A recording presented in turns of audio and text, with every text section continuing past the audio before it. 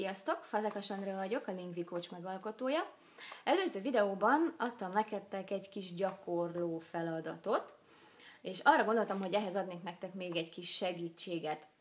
Azoknak, akik mondjuk nagyon kezdők, vagy egyszerűen azoknak, akik mondjuk még bátortalanok, hogy mit is mondjak magamról. Hát mit mondhatunk el magunkról? Ugye el tudjuk mondani, hogy hány évesek vagyunk,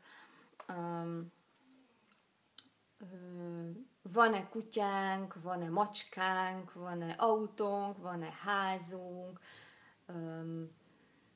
jól vagyunk, rosszul vagyunk.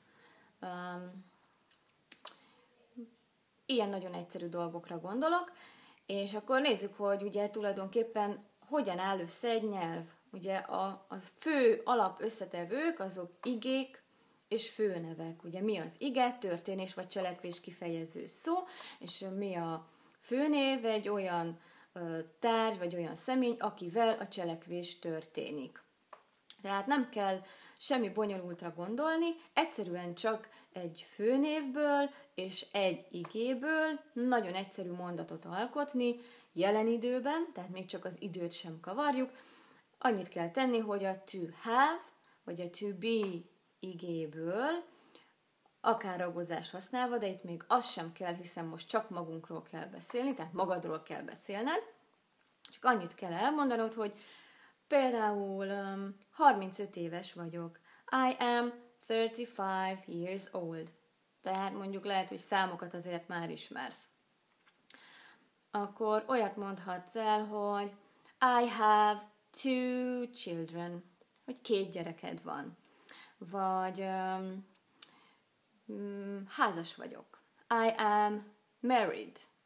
Vagy elvált vagyok. I am divorced. Vagy van egy autóm. I have a car. Vagy van egy házam. I have a house. Vagy van egy lányom. I have a daughter. Vagy ha 2 lányom van, vagy 3, vagy van egy fiam. I have a son.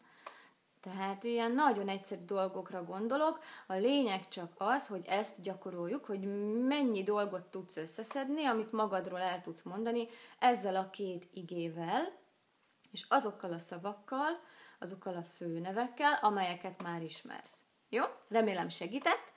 Találkozunk a következő alkalommal hamarosan. Sziasztok! Jó gyakorlást!